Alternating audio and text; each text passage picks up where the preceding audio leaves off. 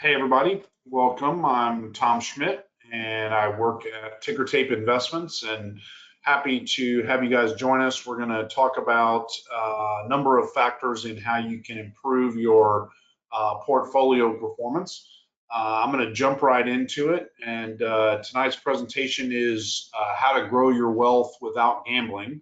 And the kind of core focus is something we've talked about a fair amount, which is modeling our portfolios, our individual investments after billionaires and ultra wealthy individuals who have access to better advice, better statistical information, et cetera. We're going to talk a little bit about tax issues as well as how Yale University were able to dramatically improve the size of their foundation by following ultra wealthy type of strategies. With that, I'm going to turn off my camera so you guys can see the whole screen there.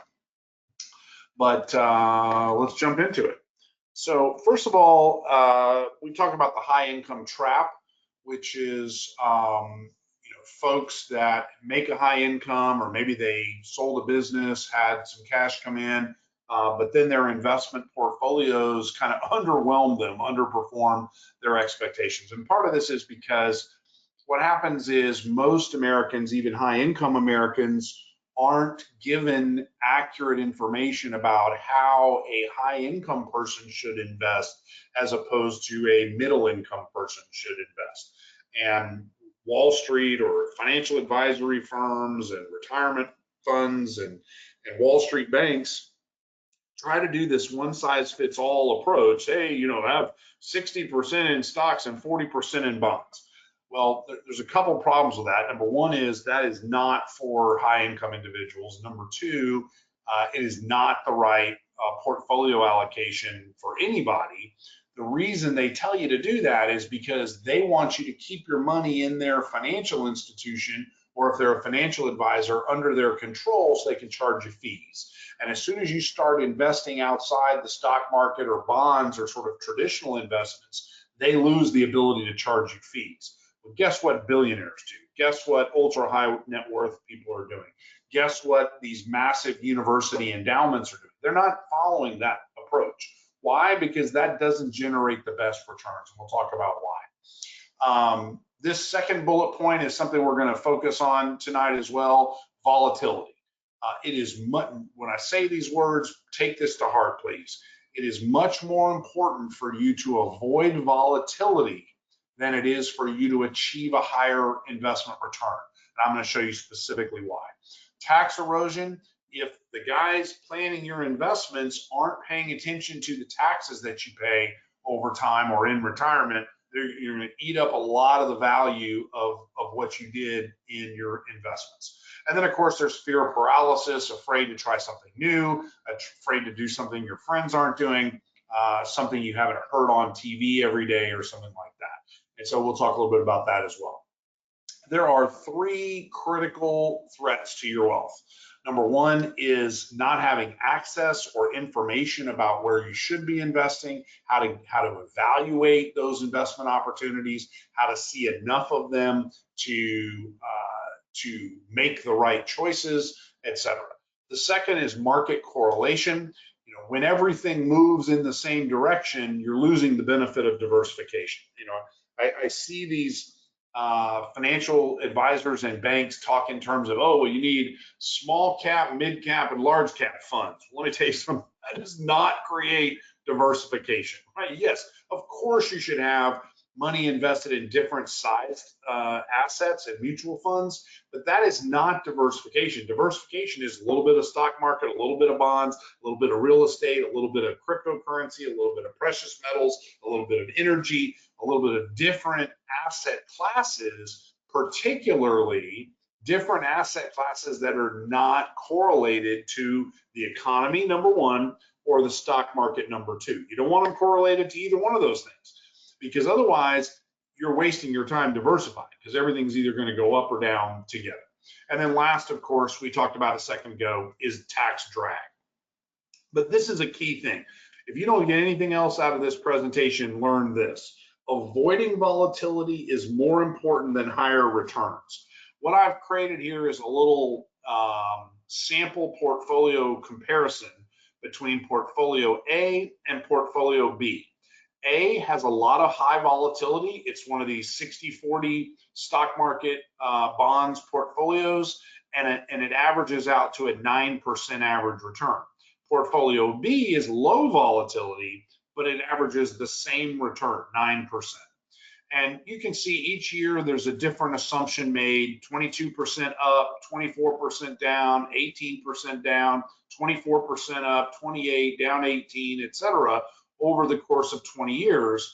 And the low volatility portfolio has much less variability in your annual returns. And look at the difference between the amount of asset you have after 10 years. You have 83% as much money if you're in the high volatility portfolio. Same annual return on average. So when they tell you, hey, the stock market has an average return of this, or our financial plan has an average annual return of 9%, they're probably not going to tell you, they're probably going to say 7 or 8, but let's say they said 9, it might mean this one, because the average annual return doesn't tell you enough information.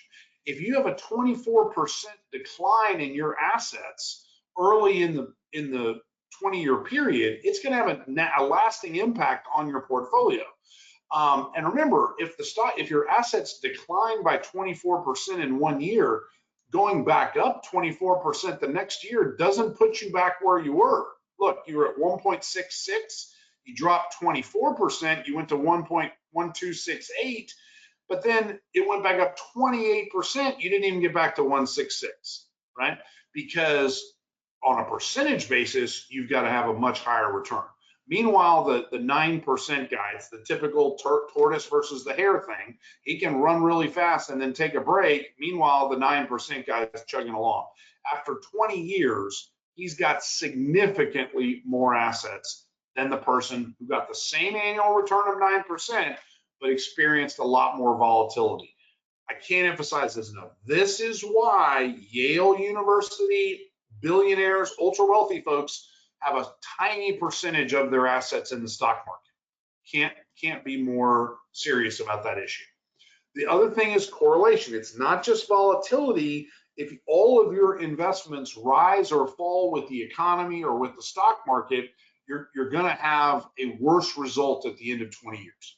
It's empirically proven. You know I'm right when I say you need to be diversified. We all agree on that.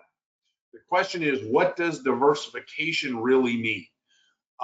Ticker tape investments, to me, Tom Schmidt, it means being in different asset classes that do not correlate against each other.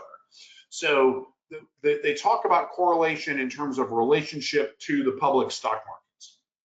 So the public stock markets are correlated 1.0. That means that whatever the market does, it is a 1-to-1 relationship to the other item. Bonds have a little less correlation, asterisk, most of the time. Many times, like during COVID, during the Great Recession, bonds and stocks collapsed together. Let me say that again. Bonds and stocks collapsed together. Why? Because the expectation of profits declined, therefore stocks went down. But also those same companies, people were afraid they would not pay back their bonds. Or frankly, many of them defaulted, right? They just flat out defaulted on the bonds. So just because over a 100-year period, it's only 60% correlated, does not mean they're not both equally correlated to the economy. Private equity is said to have a low volatility, 0.3 compared to the stock market. Why is that? Because the stock market reacts emotionally, it reacts to news, it reacts with the mob, right? Everybody decides to buy Tesla this week. Tesla goes up a ton and does a stock split and keeps going up. Everybody decides Elon Musk is evil and starts burning Tesla cars. Tesla stock drops with the mob. Did the underlying long-term economic value of the company change? No. A similar privately held electric vehicle company would have stayed about the same value throughout that volatility. And so again, investing in private companies, you can control better the valuation and avoid that volatility is a key reason to put a significant chunk of your portfolio into private equity. We also love merchant cash advance loans, private debt, deals outside of the bond market, because again, you lose some of that volatility. The investments tend to perform better, not better, more in proportion to the success of the underlying asset, right? In other words, if the company is doing well, it doesn't matter that everybody's selling their stocks and bonds in the public markets out of fear. The asset is going to track with the actual value of the underlying business. And so we like to have, of course, we have some public stocks, we have some bonds, we like to have lots of private equity and private debt that are not correlated the same way. And then, of course, real estate is kind of in the medium range. Of course, if you have changes in interest rates, that, let's say interest rates go up, that's likely going to negatively impact the stock market. It is also going to negatively impact real estate. If you have lots of economic growth, both the stock market and real estate is likely to increase. However, there are things like inflation. When inflation starts happening in the economy, it can reduce the value of stocks while increasing the value of real estate. When you have things like interest rates go up and home ownership decline so that rental real estate becomes more valuable, you have those different correlation factors that allow you to ride out fluctuations in one or the other areas. Let's talk about David Swensen. This is a name I've heard before, but I never really studied him and understood exactly what he meant to the world.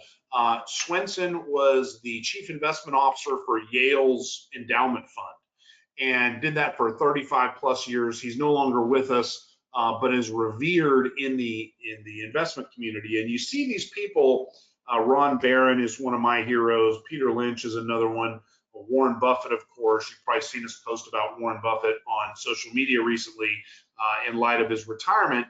Those guys I talk about, hey, they're successful investors. And of course, they each of them has their own sort of success formula, right? Maybe it's value, looking at the value of the investments. What Swensen did that was so revolutionary was change the asset allocation, right? None of this 60-40 stocks and bonds. I saw once, 60% stocks, 30% bonds, 10% precious metals. That's not, guys like David Swensen eschew that sort of approach. Look at the allocation he put in place for Yale. 35% private equity, 20% real assets, 15% hedge funds, 15% foreign equity, and only 10% publicly traded stocks and bonds. If you figure of the 15% in foreign equity, just say half of that's public, you're talking about 17% of their total portfolio in all publicly traded type assets. Everything else is privately held. Why? It's that word volatility again, right? He avoided out volatility and was able to do things like get a discount on privately valued companies. You hear ticker tape, we talked a lot about our pre-IPO deals and how much we love those deals. Why is that? Well, the reason is we're buying an asset when it's privately held and selling it when it goes public. When a company or an asset goes public, it tends to get an inflation in its valuation, right? That liquidity, or I guess they call it an illiquidity discount, no longer applies. Typically, investors will pay less for an asset that's privately held if it's not liquid. Whereas publicly traded stocks, you'll pay a little more because if stuff starts going wrong, you can get out quicker.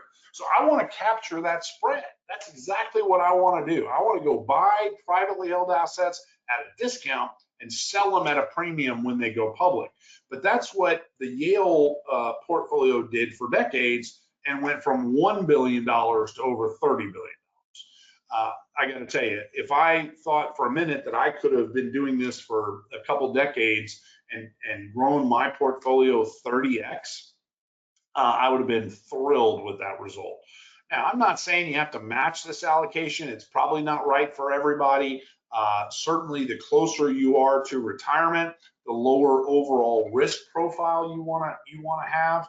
But think more along these lines than the lines that Fidelity has promoted, so that you'll leave your cash in your Fidelity account so that they can get the benefit of the overnight sweeping, the management fees, et cetera, the trading fees, et cetera, when you're trading in that account.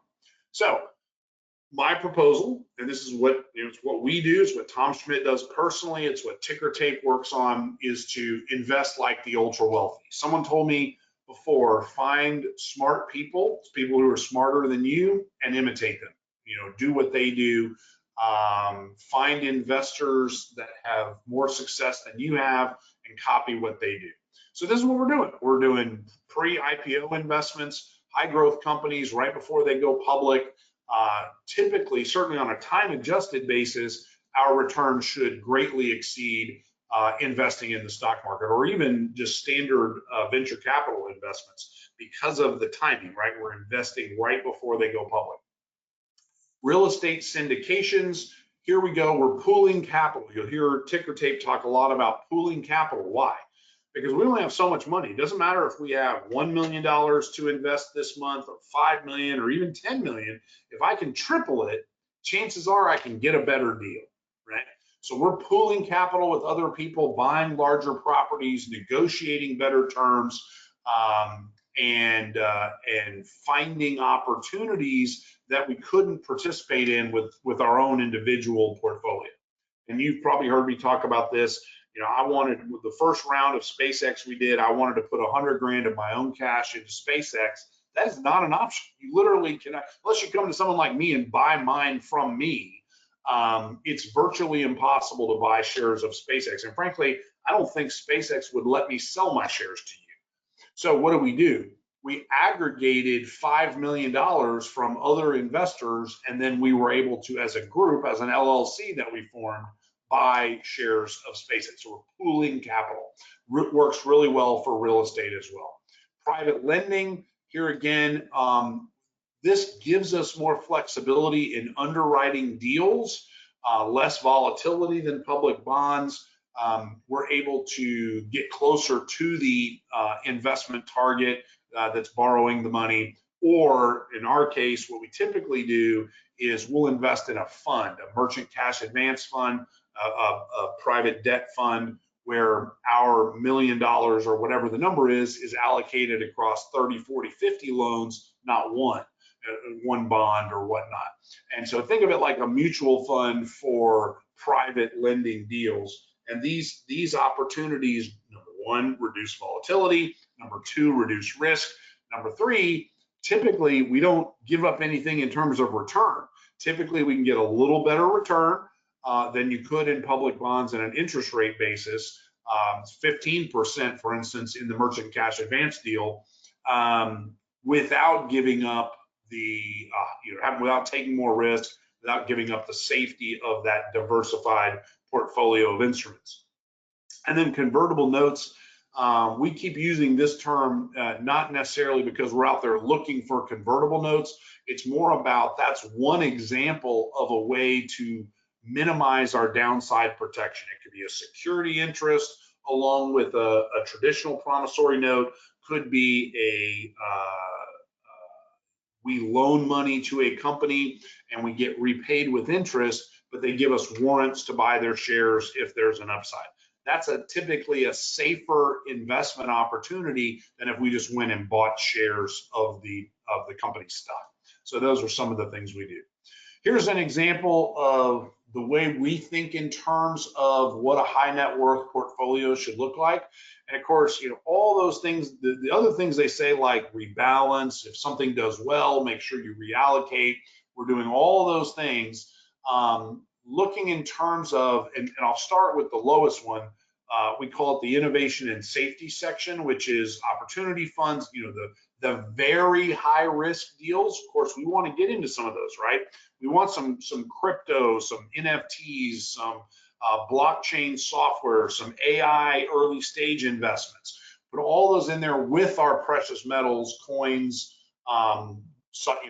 actual bars, as well as, you always seem to have some gold funds that are publicly traded, et cetera.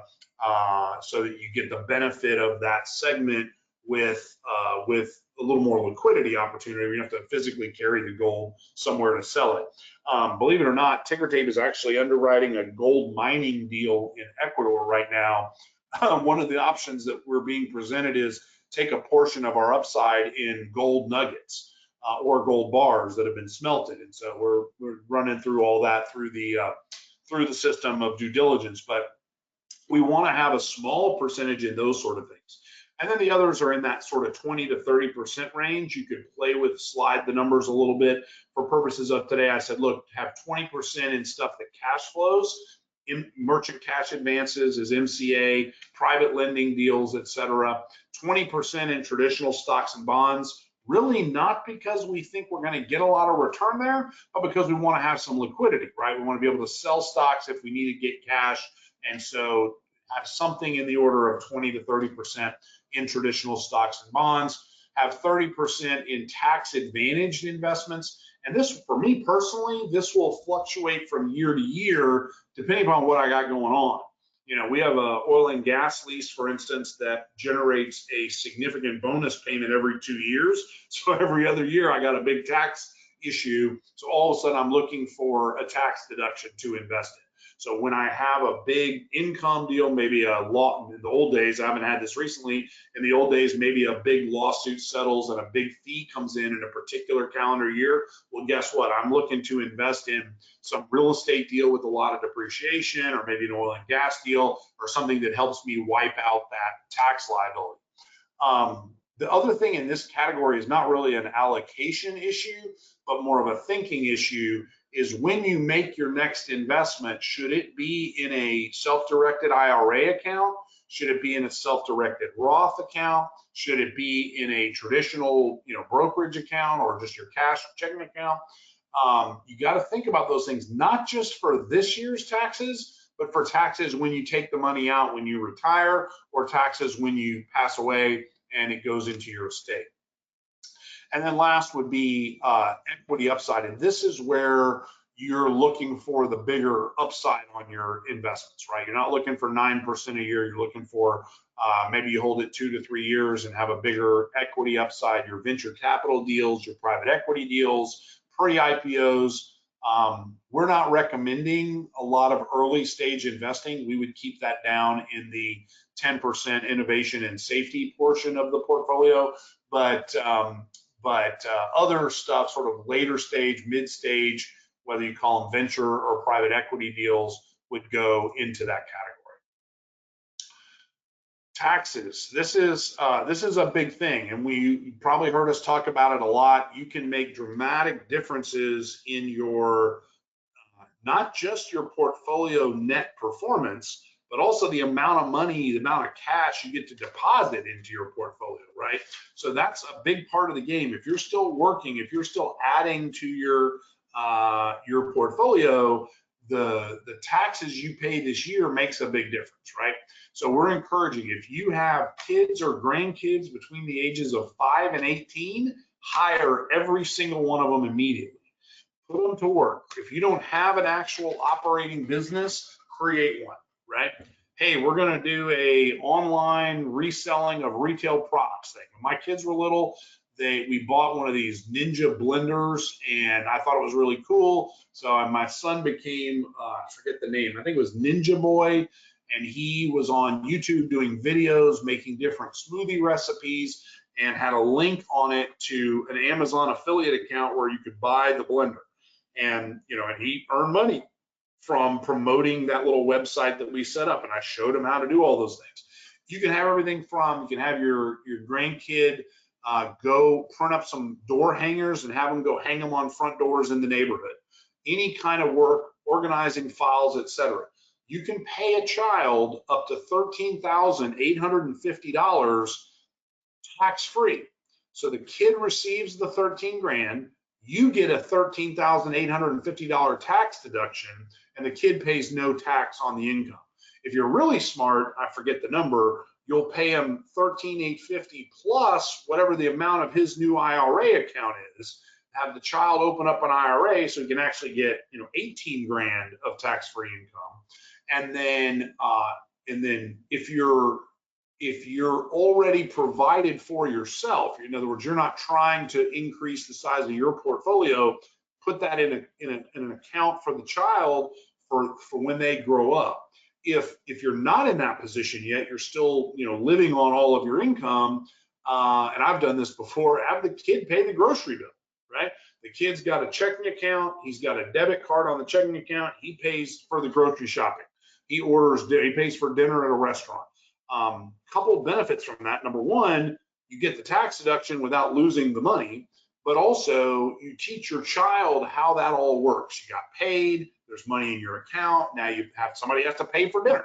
And you'll see those kids very quick, whether they're 6 or whether they're 17, start paying more attention to how money is spent, how it's managed, all those things.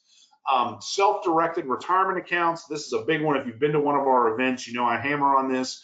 Guys, if you have IRAs or Roth IRA accounts or SEP IRA accounts that are not self-directed, where you can invest outside the stock market, call Rita as soon as this call's over, send her a text message. She'll help you get them set up.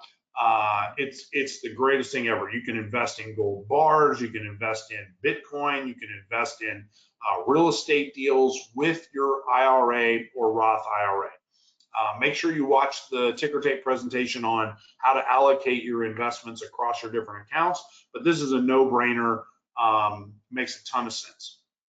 Passive loss harvesting, you got to watch this, right? In 2025, how much money did I make? Or do I have any assets that are down that I can sell for a loss to offset that that other income that I got? And one of the big things that ticker tape can help with is if you have passive loss carry forwards, that is, you had a passive loss in a prior year, you were not able to take advantage of it because you didn't have passive gains to offset, come talk to us. We'll teach you how to convert those passive losses into active losses so that they can be applied directly against your active income. Doesn't work 100% of the time, and it's easier if you have them this year as opposed to last year or the year before. But we can absolutely walk you through what the difference is. Your CPA won't tell you this stuff. It's insane. I don't understand why CPAs aren't better at teaching people how to take advantage of these things. And last but not least, if you're a high-income individual, you absolutely should talk to us about getting a trust and a family foundation set up. Particularly if a sizable portion of your income is passive income, or not just passive income, business income, right? In other words, not W-2 income, you should immediately create a trust, define the income in the trust as any money coming into the trust checking account, define expenses as any money spent from the trust checking account, and then your tax return, first of all, is basically 2 line items. The sum total of all the deposits into that checking account for the year is income. The total expenses out of that checking account is expenses. And whatever's left over, if positive, you donate that to the family foundation, tax-exempt foundation, and you pay 0 income tax. If you don't know about that, you're not familiar with it, call Rita. I'm going to put her number up on the screen in a second. She can help introduce you to literally life-changing information about how you can eliminate income tax and at the same time create a legacy for the future of your family. I always talk about, how many of us can name all 8 of our great-grandparents? Not very many. The reason is because they didn't leave you anything, either money or otherwise, right? If your great-grandmother left you her diamond ring, or in my case, left me my all-time favorite molasses cookie recipe, then I remember her name. She left a legacy. She cooked, she made these cookies, she had a legacy. Many of my other grandparents didn't do anything like that.